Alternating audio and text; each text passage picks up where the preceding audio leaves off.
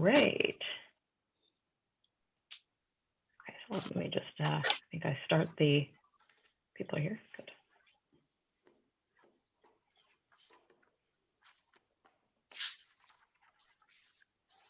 So welcome everybody to this panel on business, trade, and human rights. This is part of the EU-India People's Summit. This is a really wonderful week of public free events convened by civil society organizations in both the European Union and India on a range of issues that will come up in the EU-India relationship as the EU-India formal trade talks resume today. And on this panel, we have 6 experts, and we're going to really pack in, I think, a lot of topics into an hour to cover sort of some of the human rights issues that arise in the Indian economy, in global supply chains that have linkages in India, how those affect or implicate or involve European investors, foreign investors, and what are the tools that exist to do something about that, and how they might be sort of incorporated into the developing trade agreement that may come out of these talks. And part of the context for this is, of course, that the European Union has recently adopted a policy commitment to incorporate human rights issues into its external trade policy. And so this is going to be one of the first trade negotiations that the EU enters into, having taken on this commitment. So it, in some ways, is a bit of a test case. So we have a couple of topics to cover, and we'll move around the panelists, and I'll introduce everybody as they speak. So I want to go first to Dr. Vivek Soundararajan to talk about the human rights issues that are on the table here. So what are some of the human rights issues that arise in sort of global supply chains that may have Indian components that we should be, concerned about? Thank you, Maha, and it's nice to see everyone. So I'm Vivek Soundararajan. I'm an associate professor at the University of Perth. So I've been doing research on working conditions for the past 10 years since my PhD, and mostly in garment industry and focusing on Indian context, South Indian context. And so I've been seeing some of the issues recurring for the past 10 years because I go to the field every year. And we recently conducted a study. We still found issues like some of the issues like child labor, not rampant child labor in the South, but still you will find some levels of child labor. Forced labor a bit has been moved away though, due to some of the civil society actions and social auditing practices. But you will find issues of unfair pay, not paying social security benefits, verbal abuse, sexual abuse, gender inequality issues, overtime without fair pay, etc. So you find a lot of range of issues in factories in India. Yeah.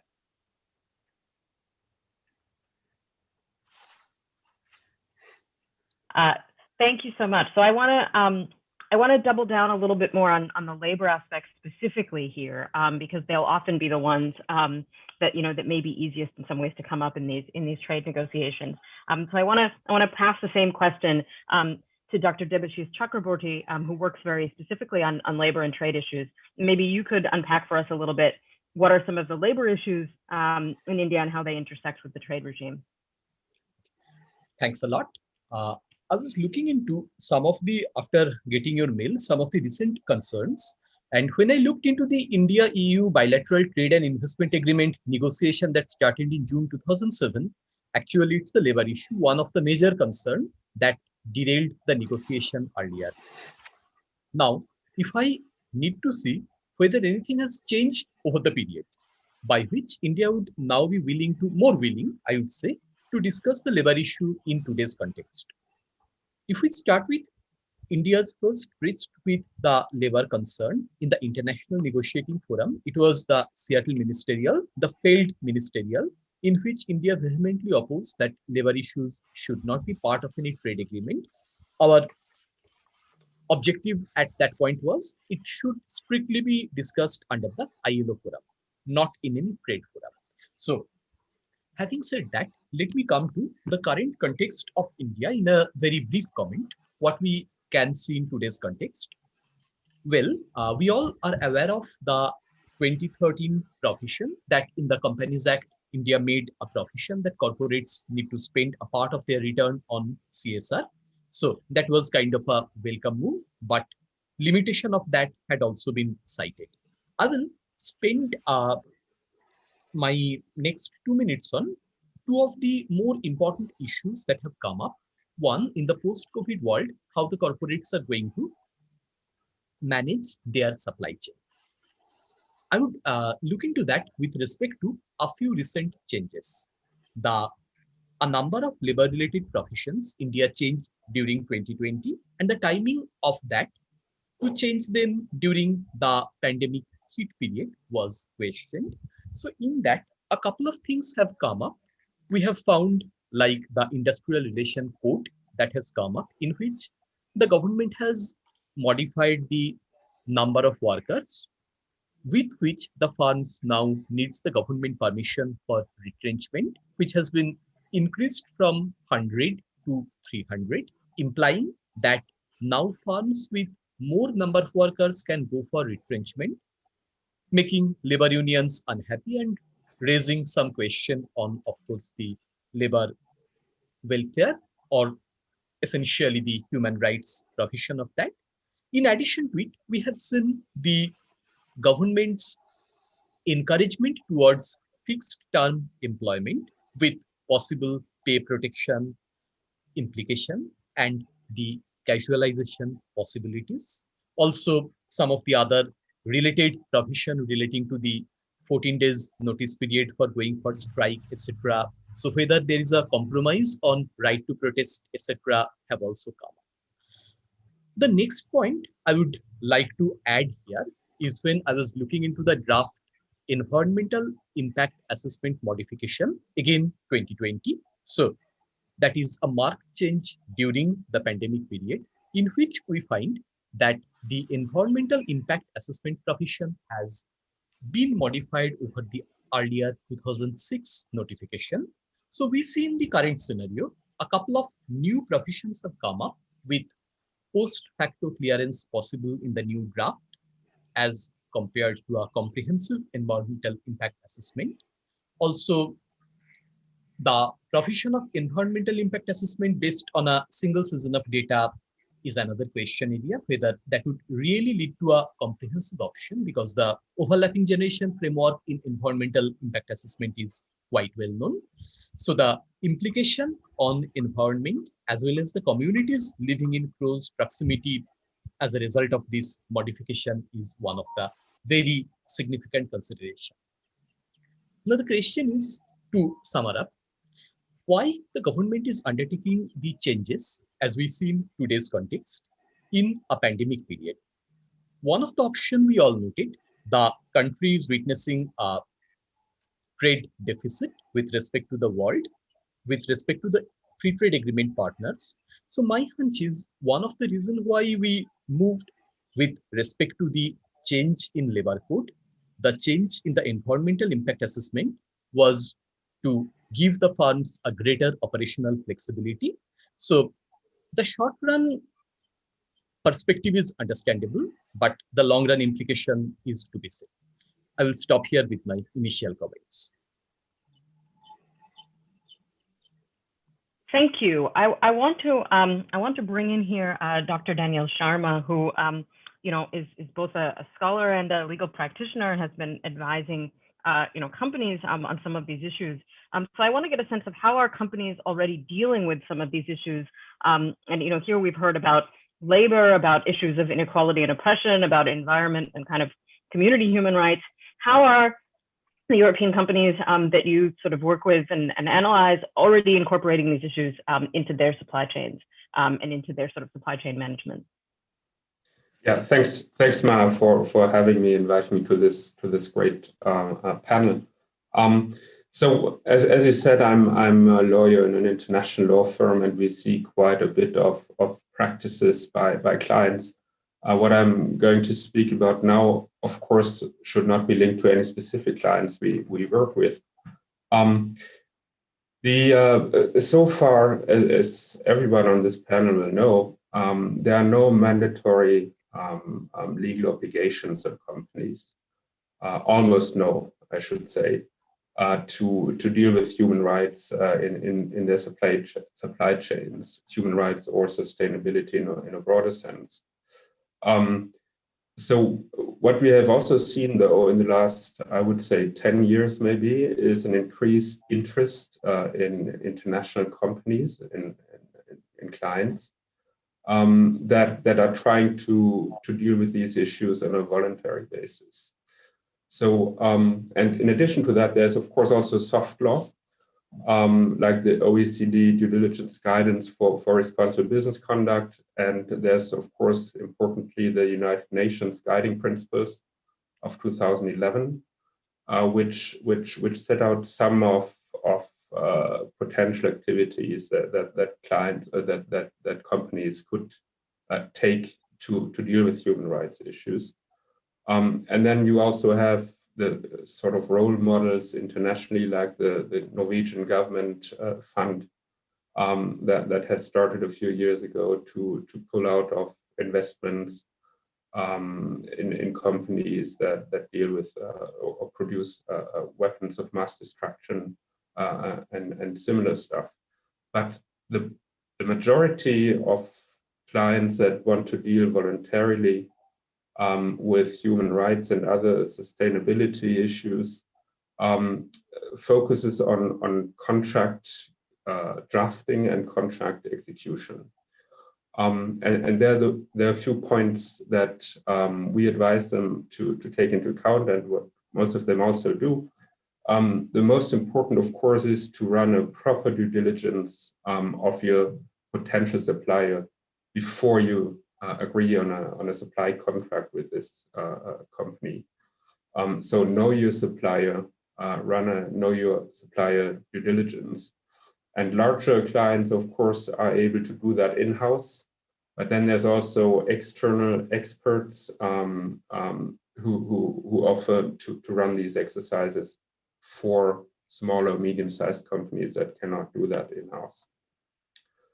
Secondly, contract design, then, when it comes to contract negotiations, what needs to be in a supply contract, of course, your supplier should comply with potential certifications by industry bodies. You should be able to do on-site visits, even without notice if possible. Obviously, you need confirmation, but confirmation is one thing, and monitoring and living the confirmation another thing. A confirmation by your supplier that he complies with human rights, and also that the supplier obliges its suppliers, so the whole chain, to comply with human rights. So I guess to summarize, before you conclude a contract, know your supplier. Secondly, when contract drafting is the question, have these auditing rights, and of course also have termination rights, extraordinary termination rights, if you detect that your supplier does not live the contract as it was agreed. I think these are probably the main points that I would like to mention here. Thank you so much, Vivek. I want to come back to you on this point, because of course, you've looked at these issues both from the supplier perspective and from the buyer perspective, or from both ends of the supply chain. And so I wanted to get a sense, from the buyer side, to what extent does your research experience or your findings, sort of overlap with what Daniel is telling us, or do you have something different to add? So yeah, so thank you, Maha, and I mean, thanks for the comments, Daniel. And so most of my research, I've spent time in the field and exploring what suppliers are facing and how they respond to buyers' demands, and how buyers demand as well, and what they have in mind. And of course, beyond contracts work to some extent, right? So maybe tier 1, maybe tier 2, and then you have multiple sub-tiers invisible in the supply chain, and though contracts would not enter in those parts of the supply chain. And of course, buyers are trying to use various mechanisms to know the whole supply chain, but at times it is impossible. And not many brands would have enough infrastructure and manpower to know the whole supply chain as well. And so sometimes they rely on first-tier suppliers, sometimes they rely on civil society organizations or third-party auditors. And social auditing or these multi-stakeholder initiatives and certifications has been playing an important role to fill these gaps left out by state regulations and contracts and whatnot, right? Because anyways, like, you subcontract the whole auditing process to someone in India, maybe in close proximity to where the factories are, so that they can go and audit the factories, etc. But my research has found how suppliers have over time learned to evade these standards and certifications as well, creatively. Say training workers on what to say and what not to say. Say there's a very interesting creative story I've heard is playing national anthem when the auditors enter the factory so that everyone stands still, and while casual workers run away at the back of the door, right? So, and so, I mean, we have spoken to workers at home because the auditing was happening or sometime in that week, etc. So, and of course, I mean, you have other issues as well with like corruption and whatnot, where easily some of the documentation for the auditing can be flouted. So that is what I've found so far, like in the supply chain. I mean, I won't say that this is how the whole Indian supply chain is. No, there has been a lot of improvements. I mean, especially in the context where I work in, the working conditions have improved. In a sense, some pay increase has happened over time, and women are being given some supervisory positions, not to a great extent, but some supervisors you can see women playing a role, and some factories, very limited number of factories, especially tier 1 factories, offering educational facilities for workers who stay in the hostels, so that they can move forward into some other positions, and so on, right? So there are lots of interesting things. There are also mindfulness practices, etc. Lots of interesting things, but not every factory can afford to do such practices. And COVID has taken all these developments back, right? So in a context where I've never seen cases of child labor or forced labor, I see news reports coming out in like this year and late last year about raids happening and finding child labor in factories, and factory owners stopping migrant workers from boarding trains, who come from North India. So I mean, I've written about contracts as well to some extent, along with a legal scholar in the US. So, I mean, in a sense that contracts, yes, works to some extent, but after a certain degree in the supply chain, no suppliers know what contract means, to be honest. So in my opinion, what we need is not just a top-down approach, in a sense like contracts and regulations and social auditing practices, but also we need a bottom-up approach, in a sense that, giving more power to suppliers, but also not just suppliers, but also workers. Like, we need more worker-driven solutions as well, has been successfully piloted in tomato supply chain in Florida, and now it's being scaled up in other sectors as well. I'll stop here. Thank you so much. Thank you. I think that's a really important point, right? That contracts are ultimately sort of interpersonal understandings, and so they depend on some knowledge about what a contract is and how it works. But it's distressing, I think, to hear both from you and actually from Dr. Chakraborty about some of what's happening in the pandemic and the implications for labor. I want to turn a bit to the global context now and bring in Dr. Nina Reiners, who is an expert in international human rights law and its intersection with the trade regime. And so, much of what we've been talking about, these issues, as we've heard, have been on the table, including in this relationship going on, almost 15 years now. But much of the legal infrastructure that we've been dealing with has been legal infrastructure at the national level and trying to, kind of make that work in the global supply chains through contracts, as Daniel has said. Increasingly, there is a push to try to deal with this at a more global level through the international trade regime, taking up some of these issues. And so I wonder if Nina can give us a picture of what's happening in the global trade regime around these issues, and how trade policy is beginning to take account of these concerns. Yes, thank you very much, Maha. And yeah, indeed, I would say, to summarize that, there is a lot of talk at the global level, maybe less action, so as we would like to see. And I think that's indeed due to the fact that for a long time, this global perspective on trade and human rights was indeed a perspective on trade and one on human rights.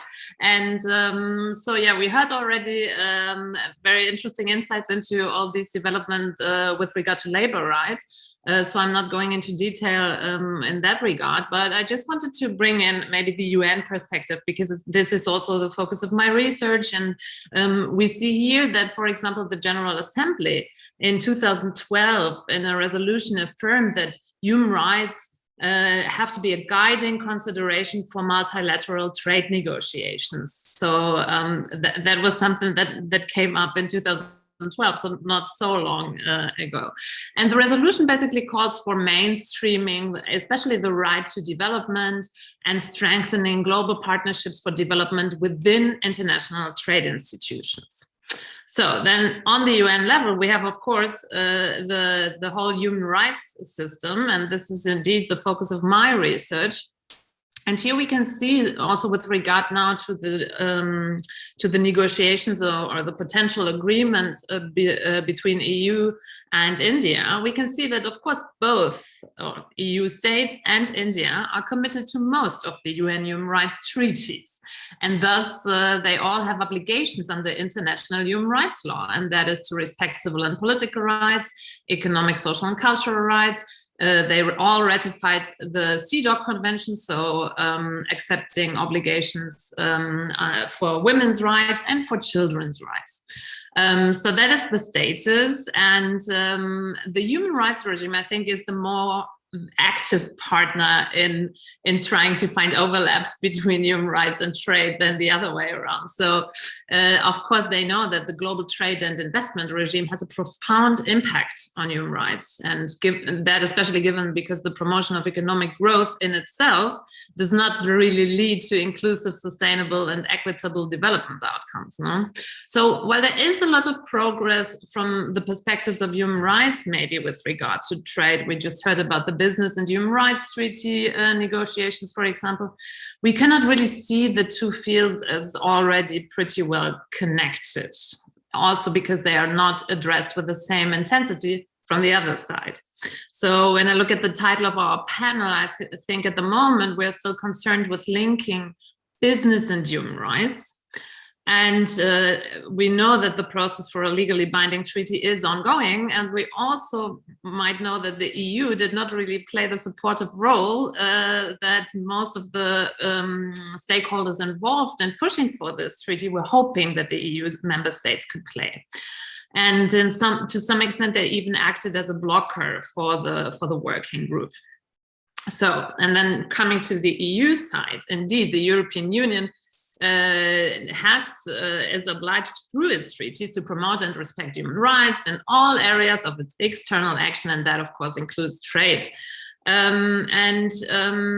So when the Commission, we talked about that in the beginning, published a new EU trade strategy, which highlighted its commitment to the promotion and protection of human rights and labor standards, I would say that the WTO will still emphasizes, on the other hand, that agreements and international human rights norms are distinct bodies of international public law. So that is something that the WTO still holds and doesn't see any explicit provisions connected there. So then the reforms that we have currently under discussion, they do not really include human rights. And the European Commission in these reform proposals is focusing more on sustainable development. So the WTO's contribution to that. And while the Commission has, of course, said its own ambition to promote responsible and sustainable value chains that are respectful of human rights and labor standards, its proposal for the WTO is more of a, let's say, modest nature. And so, yeah, I think this is for now the global perspective, where I say we are slowly coming towards more divergence of or to more fruitful collaboration maybe, but at the moment I think it's coming more from one side, and that is the human rights side. Yeah, I think that there's a couple of really, you know, kind of interesting points there, because so much of the conversation, you know, after the EU adopted, you know, this sort of more explicit trade policy commitment, was that this represented some kind of shift from the position that they had taken during the business and human rights treaty negotiations. So these, for audience members who are watching, is a longstanding effort to have a binding global treaty on business obligations, legal obligations vis-a-vis human rights. That this might represent some kind of shift in the EU's position, but from the way you're describing it, these things are really proceeding almost in a kind of parallel. So that's a sort of sobering, I think, reflection to reckon with. But I also want to pick up this point that you made about there is a language of talking about these issues in terms of human rights, and there, you know, there does seem to be really a gap between what you know, sort of maybe policy experts and activists are looking for and what's actually happening. And then there's a language of talking about these issues, labor issues, environmental issues, and so on, from the context of sustainable development or inclusive development or inclusive growth. And those are terms that maybe do arise a little bit more in the trade regime, both from the global trade actors and from the, you know, the states themselves that are negotiating these treaties. So it's good that you brought up, you know, this sort of this more developmental aspect, because I now want to turn a bit to the trade talks that are actually before us and really dive into, you know, how we might expect these concerns about human rights and global business obligations, you know, to play a role in the next phase of these EU-India trade talks. And obviously, you know, as we've heard from the beginning, they've been an issue in these talks for some time, and one of the reasons perhaps that the previous round of them did not conclude. So I want to bring in here Dr. Amrita Saha, who's going to tell us maybe a little bit about how we might expect these concerns to play in these emerging talks. Thanks, Maha. Let me start by saying, you know, it's great to be here on this panel, and really interesting to hear the perspectives are already presented. Now, if I can start maybe with a more general point, I think differently from maybe what Nina was outlining, but also more closer to, I think, what my other fellow panelists were saying. I think that there is certainly a growing recognition that, you know, the effects of trade and trade policy are far too great to be treated separately from other wider development goals.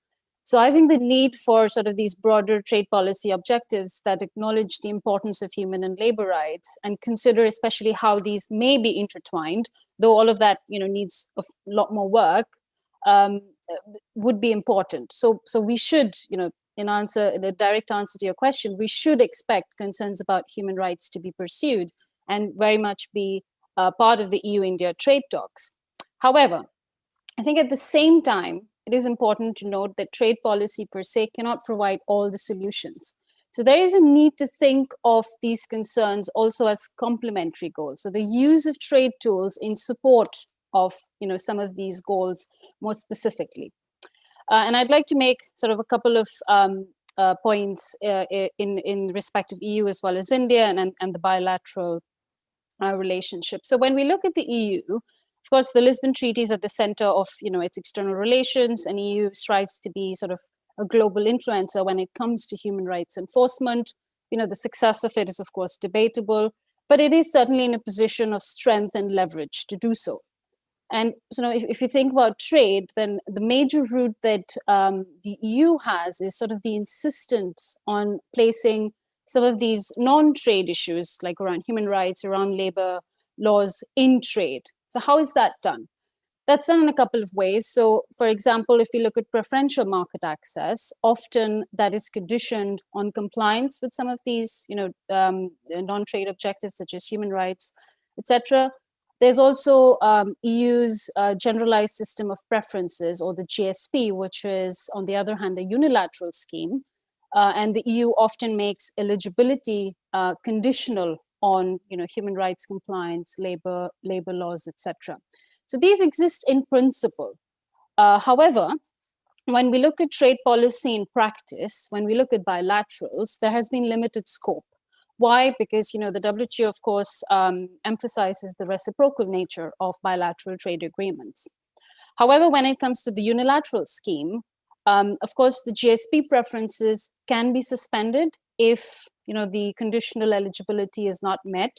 However, when we look at, you know, the history of that, we see there have been very, very few cases where the EU has actually followed through with those conditionalities. And if I'm not wrong, there are about 5 or 6 cases where this has happened. And it is not a surprise that often, you know, business gains or commercial gains may take precedence over some of these sort of wide objectives, which may or may not be fully, you know, understood or within the scope of the agreements. However, just on a more positive note, I think that these sort of human rights or labor laws can be more specifically linked to other non-trade policies. So if you think about financial assistance, technical cooperation, which are often part of trade agreements, have much better feasibility to be linked with, you know, some of these objectives. So just that was just on EU. I'll just take a couple of more minutes. On India, of course, you know, India's constitutional mandate governs its understanding of human rights. And, you know, the current scenario acknowledged, I think India has had historically an important role in framing, you know, the Universal Declaration of Human Rights. Of course, unfortunately, today, the voice of civil society and domestic groups undoubtedly sort of stands diluted. Yet, for instance, when we look at for example, the flexibility in intellectual property rights provisions that India has demanded with South Africa, I think that's important, especially when we're talking about injustice and insufficient access to vaccines and other medicines. Specifically for trade agreements, of course, in the absence of a free trade agreement, India is party to EU's unilateral scheme, which is the GSP that I mentioned. And the EU so far has not implemented any negative conditionalities on India. There is, of course, you know, lots of business-to-business linkages between the countries. Of course, India is an attractive market for the EU. And undoubtedly, there is growing geopolitical nexus between the countries. So as, you know, these EU-India talks are being revived, in essence, I think there will be the need for some middle ground. And I'll just make 3 final points. So I think while the EU does have an upper hand, I think the role of EU can be more persuasive at a broader policy level, but it will require more robust institutional dialogue. We need to look at, you know, how the domestic civil society actors in India can play a role. But I think more importantly, it may be the non-trade policy side in terms of technical cooperation, which can be better linked with human rights.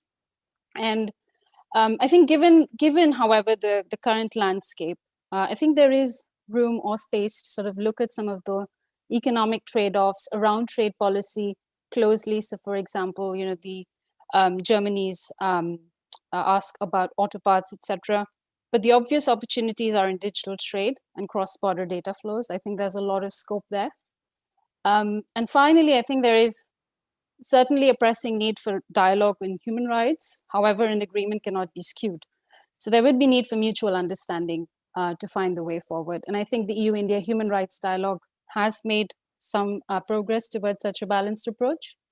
But I think, yeah, there should be a way forward in sort of bringing these aspects together. So I'll stop there. Thank you.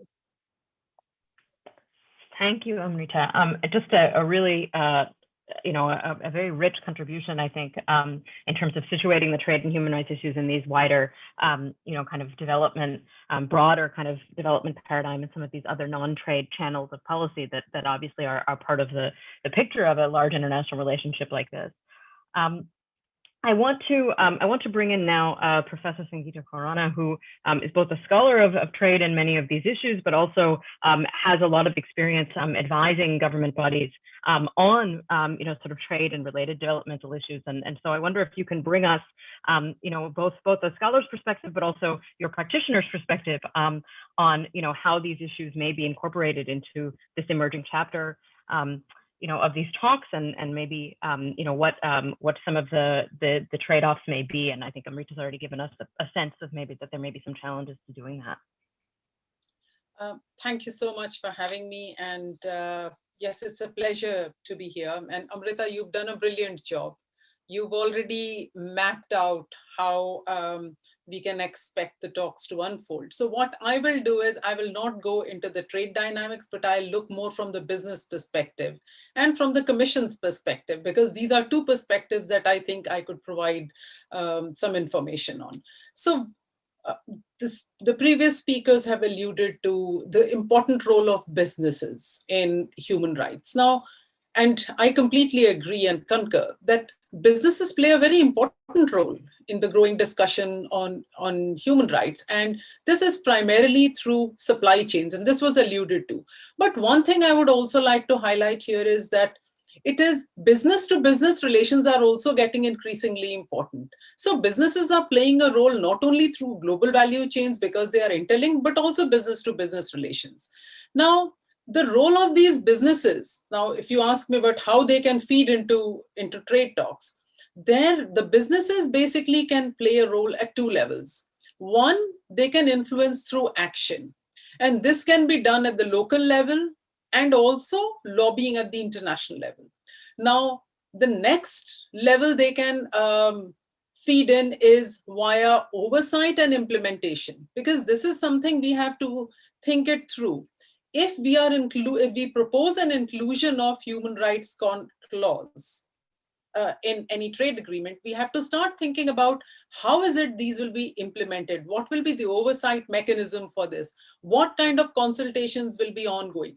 So I think getting businesses on board is going to be really very important, because without them, this process will not really work efficiently. So, and we must remember that businesses are happy to be involved with all this, because if you look at it, this is increasingly, human rights is increasingly an element of the corporate sustainability.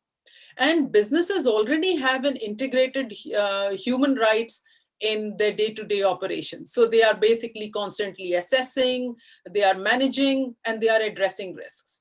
So I would suggest that, yes, we need to get businesses on board, because this is going to be an important mechanism to roll it out.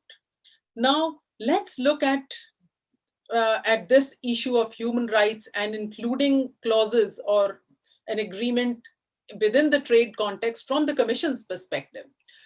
So we have seen that over the last years, nearly 80% of the trade agreements that were concluded have some form of linkage between trade and human rights. Now, the most prominent that come to my mind are USA, Canada, EU, and so all modern trade agreements have this clause have this touch on human rights. Now, why is this that the Commission decided to go down this route, and why is it that the Commission is so insistent that India should also be including or undertaking commitments under the bilateral trade and investment agreement? So the Commission's approach to trade and human rights nexus is based on the premise that once these are adopted, the free trade agreement will open up effective channels for dialogue on democracy and human rights. And this then will lead to higher interaction on the economic and the commercial front. And this is then going to lead to progress. So we have to step back and see why is it that the EU started pushing this agenda to begin with. Now, we must remember that all trade agreements have a very specific impact on human rights through the economic liberalization that they foster. So, as we all know, that the Commission weighs the overall positive and negative impacts of trade agreements, and it does an ex ante assessment and then an ex post assessment. So an ex ante assessment they will definitely do, and in the ex post, basically the objective is to evaluate what will be the impact of trade liberalization on the human right of individuals in countries with which the trade agreements are being done, or on the ability of EU and partner countries to fulfill to be able to realize the human rights obligations. So if you ask me how these talks could actually unfold between the EU and India, I think businesses have to be on board. We have to also appreciate what is the Commission's perspective, but at the same time, we also have to take into account what is the Indian perspective, because India has been opposing this ever since the discussion started on human rights, saying that this was a domestic matter and that this was best dealt at the ILO level. So clearly we can see that there's tension between the partners on this, and which, as someone rightly said, really derailed the process. So Amrita, you rightly said, some middle point will have to be agreed on. And this is going to be achieved primarily through negotiations, because it is not a case of influencing human rights, but only it's an acceptance or a commitment that human rights will be protected. And rightly so, especially after the pandemic, when we have seen gross violation on several accounts. So I'll stop here. Thank you, Maha. No, thank you for such an interesting comment. And I want to take up this question of kind of the Indian perspective and bring Dr. Chakraborty back in, because in your initial comments you talked a little bit about how this issue and Indian resistance to the Indian government's resistance to incorporating this issue formally into an agreement is one of the things that derailed the last iteration of these talks. To what extent the Indian perspective on that has shifted in the time since, and what the drivers of that might be. But I also want to, kind of remind us and maybe suggest that we can take up and engage with the point that Amrita made about the role of civil society, that over that same period, we have seen some change in the space for operation for civil society actors in India, and to what extent that's also a factor in, what might be shaping the Indian government's perspective on these issues as they go into these talks. Are we headed for just a redux of the last round of them, or has something changed? Let me look at it this way. I mentioned about the Seattle Ministerial, so that was in way back 99. Now, if we look at the recent perspective of the government, we know with European Union, when initially in 2007, the bilateral trade and investment were being negotiated, one of the major concerns that we had was the difference in interpretation of the protection of child labor and several other respect rights. I will take the child labor point only for discussion here. In fact, if you look at the 2016 amendment of the Indian Child Labor Act, we will see the government has allowed the child labor to work in family enterprise beyond school hours. The objective or outlook of the government is very clear. We believe that if that happens, it's an extra hand in the afternoon that makes sure the child goes to school the next day. So here you can say the government is believing that we are protecting the human right in spirit, whereas perhaps the Commission's perspective, when we see the in letter part, is much more strong. Of course, I don't mean that they are not trying to enforce the spirit part as well, but both is more important for the Commission. So I think that's a different in perspective. That's a very important thing that we need to keep in mind. Now, what is the role of the business? It was a very interesting point that both Amrita and Professor Khorana made, that the business had to be integrated in the discussion here. I look at it this way. When we talk about the informal sector, which in India is a major employer, we can say, and well, they may not be the tier 3 or tier 4 supplier for the big corporates all the time, but in areas, in segments like automobile, we know they have a role to play, right? So in that case, what we find, number one, we observe that the government perspective is, we can say, still for maintenance of human right in its own definitional world. The spirit is more important. Coming to the trade agreements, if we look into India's trade agreement with ASEAN, South Korea, Japan, the other FTAs, we observe that India was not really very keen to incorporate the provision over the environmental and labor right protection in a very detailed extent. In fact, if we look into the recent RCEP pullout of India, which was involving Japan, South Korea, the other developed countries, Indian operational FTAs, if we see, they're all with the developing countries who are not that keen in introducing the human right profession. In RCEP, the moment we found the protection of intellectual property right became a major problem, India was, in addition to the tariff reform questions, not that interested to join the forum. So having said that, to sum up my points, with European Union in the recent ongoing negotiation, I don't see the Indian points changing overnight. One option can be the Indian players are getting involved with the European players, and the private forum, the negotiation there, whether that can bring an indirect pressure on India. So we see the perspective of ethical trading initiative.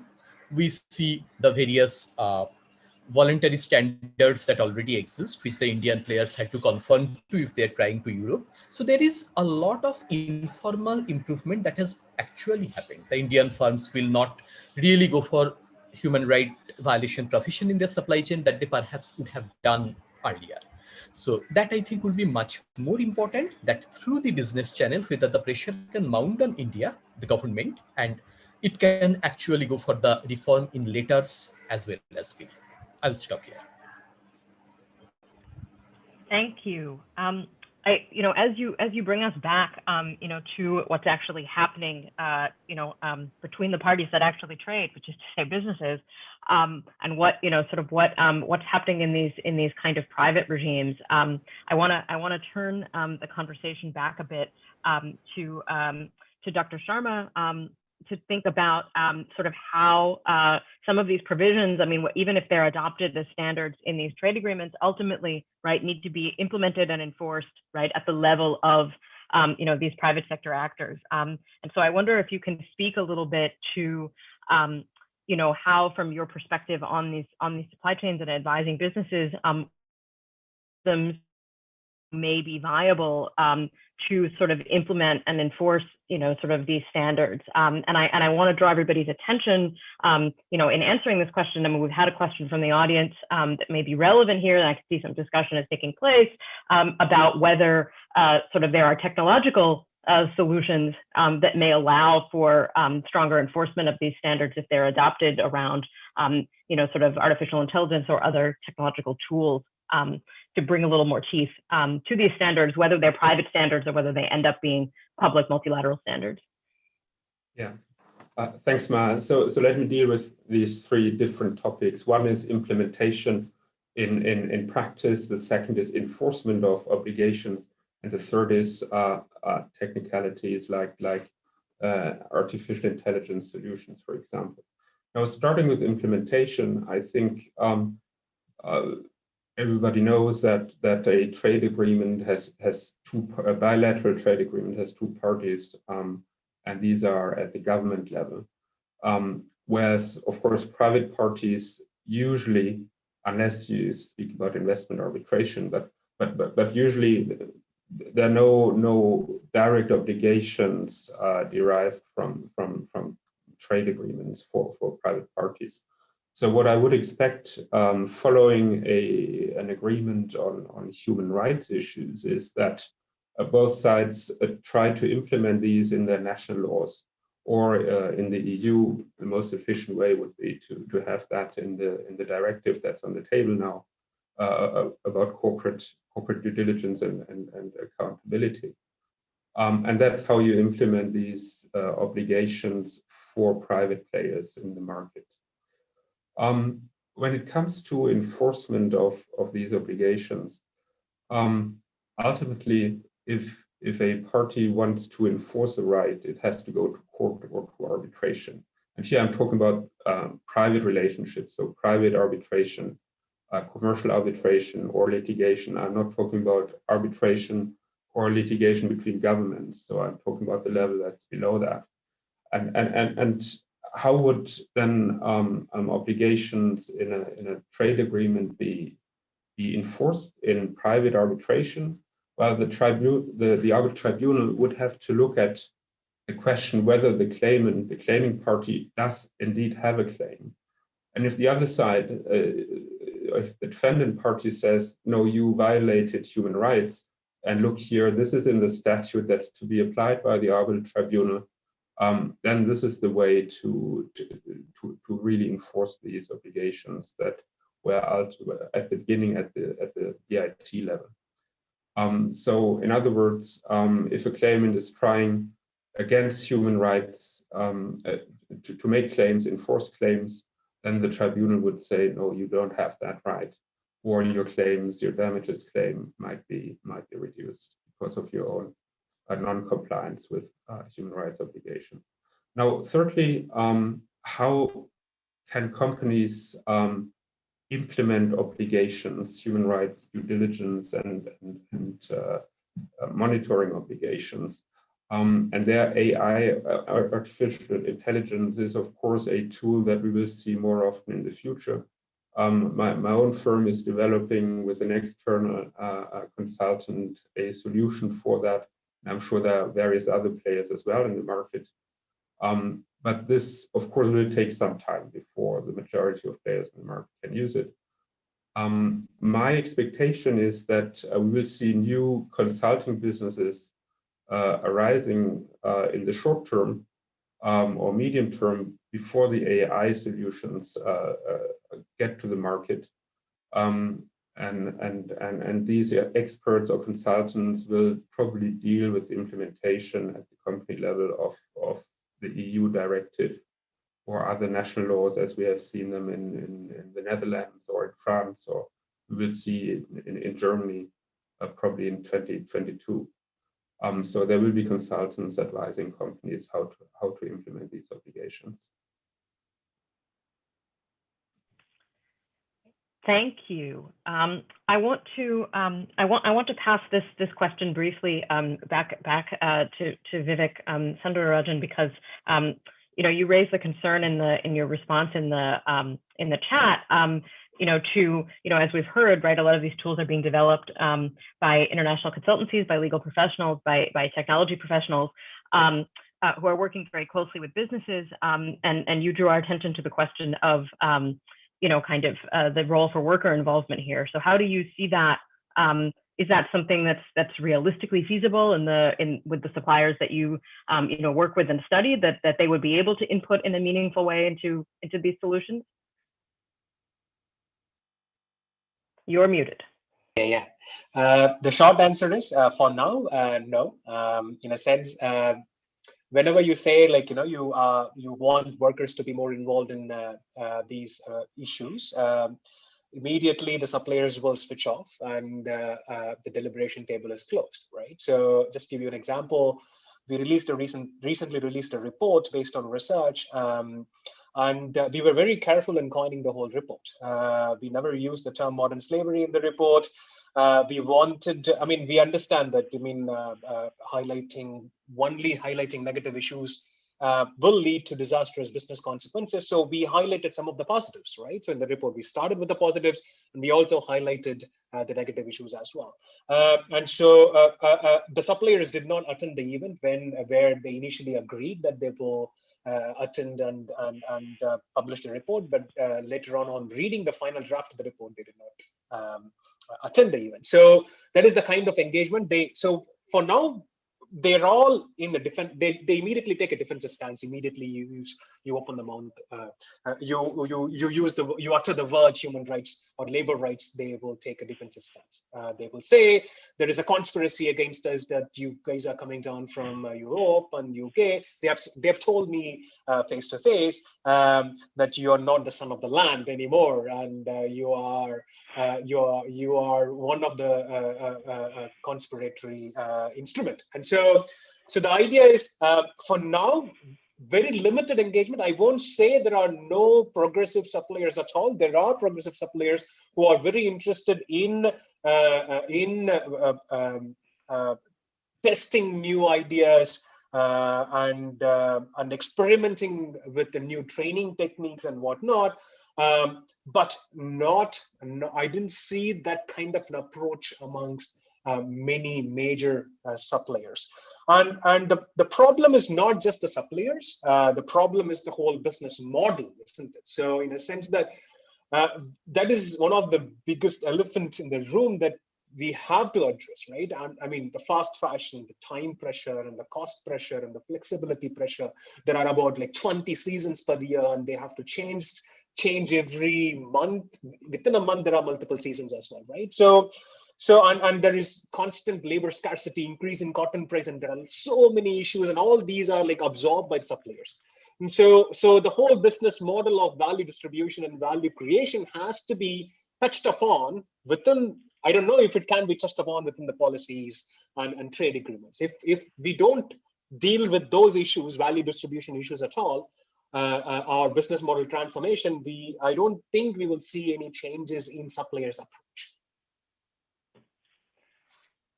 Thank you. I think you've drawn attention really to something that's sort of the elephant in the room in terms of the actual structure of the economy. If we're concerned about human rights issues in particular countries, it's in part because of what sectors dominate and what the incentives are in those sectors. And I know that this People's Summit is eventually going to produce at the end of the week a document with some suggestions of sort of how some of these issues could be addressed. And so certainly would love to hear from the panel about what you think might go into it that could be really transformative. And so with that in mind, I want to throw it back finally for comments. I want to hear from Nina first, and then from both Sangeeta and Amrita Saha about sort of implementation, enforcement. What might we want to see in a really transformative trade agreement that could come out of this summit?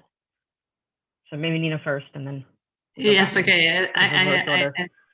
I start. Yeah, thank you. I think one opportunity to maybe really have a progressive, like if we could wish for this one trade agreement is, of course, as it is currently in the second draft for the Business and Human Rights Treaty. So just make human rights norms, make it really like subject and prominent in such an agreement. No? And states parties should then have an obligation to ensure that existing agreements are compatible with their human rights obligations, and we heard already what could follow from that. But I was already also thinking in not only, I mean, we know that there is shrinking space for civil society right now, and that makes it indeed difficult to follow up on bottom-up approaches in order to hold governments accountable to their human rights obligations. But I think two actors are important here, and about one we already talked, namely Dr. Khorana had this beautiful overview of the role of businesses. And I was thinking about my morning read of the newspaper here in Germany, because yesterday our chancellor announced that she would not support the TRIPS waiver for the Khorana vaccines. And this today in the newspaper, they said that she had talked on the phone earlier to the BioNTech company. So, and a lot of reactions were, why didn't she talk to NGOs or to actors in India?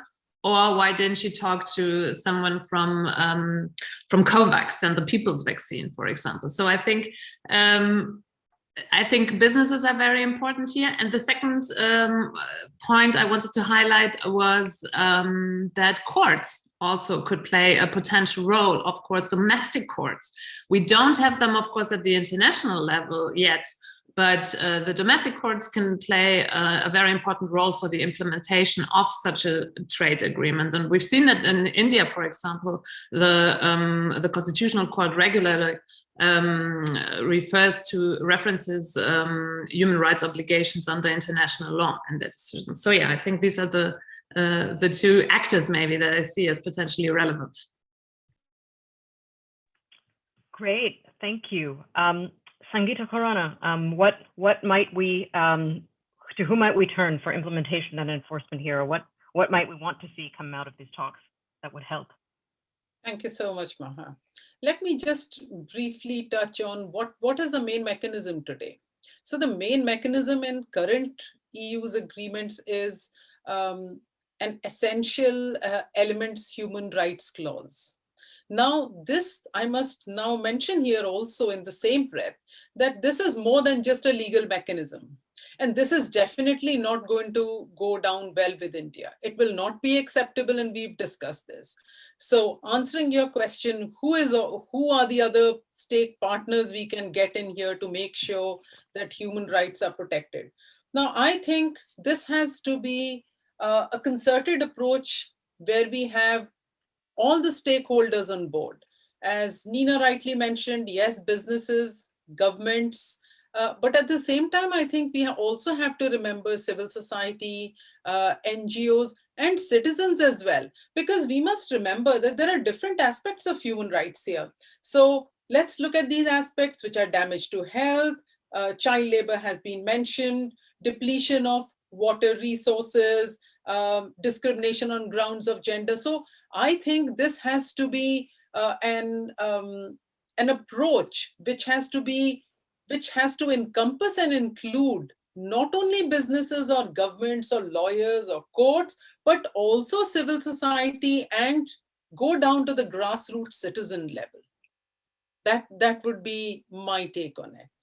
Thank you. I'm conscious of time, otherwise I would have gone on.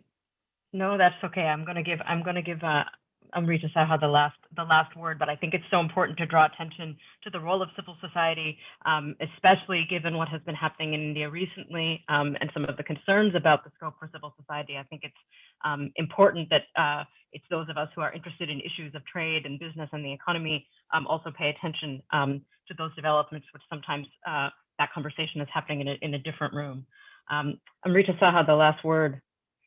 Yeah, so I'll maybe just make two points, which I think bring together what has already been said. I think the importance of stakeholders, as underlined by Sangeeta, by Nina, and I mentioned the need to identify this middle ground, and that middle ground can be identified only when all these different stakeholders come together. And the second point is, I think there is no replacement for sort of this robust dialogue.